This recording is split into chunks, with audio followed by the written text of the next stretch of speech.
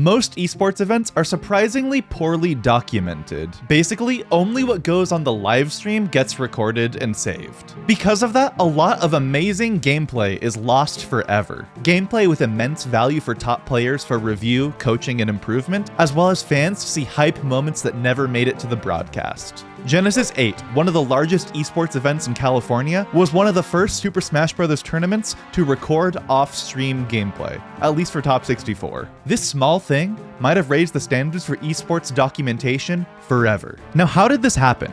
It was because of me. Well, I at least facilitated the brand deal that allowed it to happen. Here's the story. I used to work for a company called AverMedia, a Taiwanese audio-video manufacturer that made capture cards, webcams, and other peripherals for remote conferencing, work from home, and the segment where I worked, which was gaming and creators, mostly streaming. I certainly now have mixed feelings about that role, but it allowed me a lot of growth and gave me opportunities for awesome projects like this brand deal with Genesis, the largest yearly dedicated Super Smash Bros. Tournament. It's worth noting that I can't get into the weeds of anything that was under the non-disclosure agreement, NDA, but everything I'll discuss here is either public knowledge or not within the bounds of my NDA. Let's get started. But to get started, we have to go back in time to 2015. Ever since my childhood, the Super Smash Bros. Franchise was one of my absolute favorite games to play. I've owned every game since the first one on Nintendo 64, and I have at least several thousands of hours accumulated over the course of my years playing the franchise. Basically, for a casual player, because of this dedication, I got really good and I wanted to test my skills. That prompted me to seek out competitive play, and coincidentally, the college I attended, San Jose State University, had weekly Super Smash Bros. Tournaments. This was in late 2015, early 2016, so the game of choice was Smash 4 or Smash for the Wii U. The scene is set. I'm seeking to test my skills at these weekly events. But given I had the tendencies of an overachiever in my academic years, simply participating in these events was not enough for me.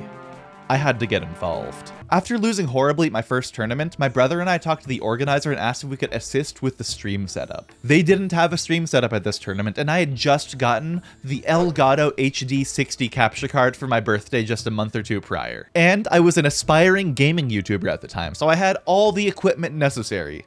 None of it was very good, but I had all the equipment. The organizer agreed, and for the next year or so, my brother and I ran the stream setup at those weekly tournaments.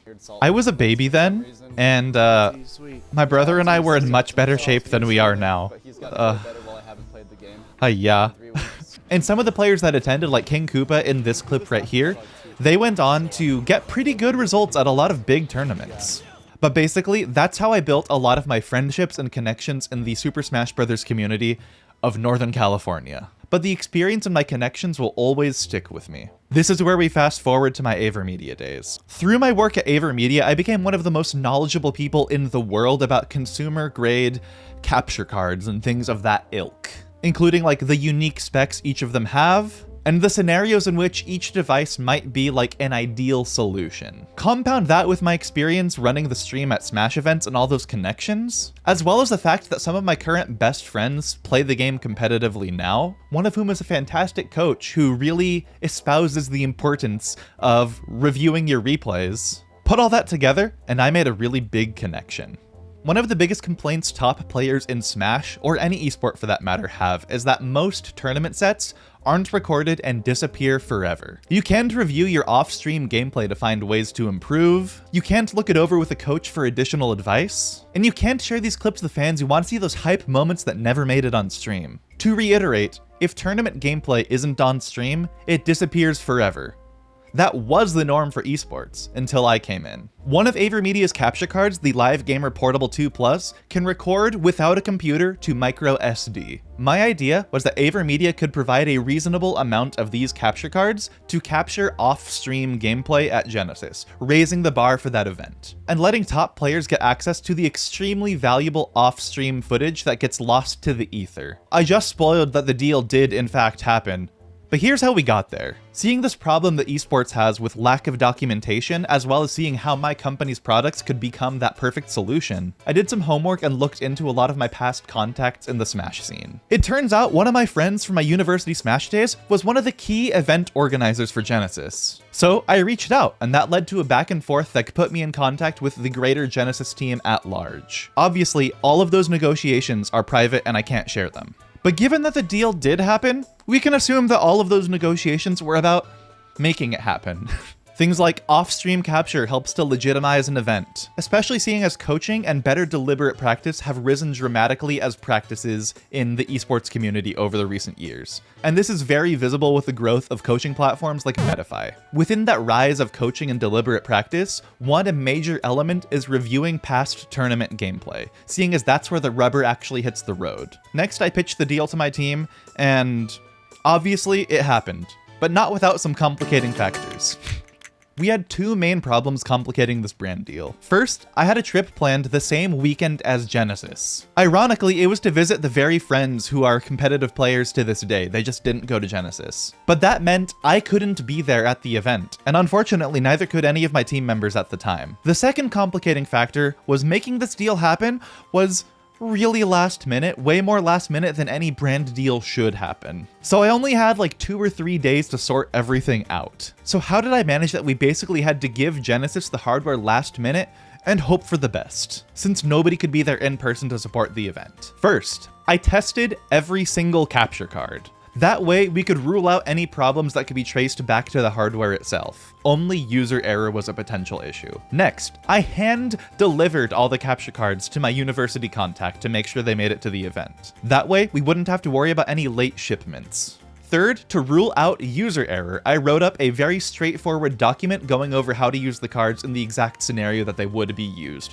which is for PC-free capture. And then as the event was going on, despite being in Wisconsin, I frequently checked in to make sure everything was going smoothly. Somehow, this last-minute deal went through without a hitch. And throughout the event, you might have seen ads for the capture card. Very fortunate for the company, the first frame of top 8 was the ad for the capture card. So that's what everyone sees in the top 8 thumbnail. But don't think we're out of the woodwork yet. Just because we provided capture cards didn't mean that anything that got captured would get published. I noticed more than a month after the event, none of the off-stream gameplay had been posted. As the social media manager for AverMedia at the time, I was getting flooded with people asking when the off-stream gameplay would get published. But we weren't the ones publishing it. Needless to say, it would have been a really bad look for the company to say that we were doing off-stream capture. We were providing the capture cards to make off-stream gameplay for Top 64 captured for your reviewing convenience, and then never deliver on said promise. So I reached out to my contacts at the tournament staff, and eventually the off-stream gameplay was published. This playlist on Beyond the Summit Smash is the final result of my effort. And it garnered some reaction and analysis from top players. Top players like Isan, reacting to his extremely hype set against Tweak, another top player. Thus, finally, I could breathe a sigh of relief, knowing that my work was well and truly done, and that I facilitated something that frankly raises the standards of what a high-level esports event should provide. While I no longer work at AverMedia, I've seen other events follow suit to work with them for off-stream capture of their events. Events like Wave Dash in San Diego earlier this summer. While I might have my mixed feelings about the company, this type of thing is an absolute win for esports. Unless, let's ditch the self-aggrandizing idea that I alone made this happen. I was on a great team. Like, the design that you saw for the ad was made by one of my coworkers. I had access to the right products by working at the right company at the right time. And I simply knew the right people to make this all happen. I was simply the grease on the wheels for other people's work to shine. Event organizers, players,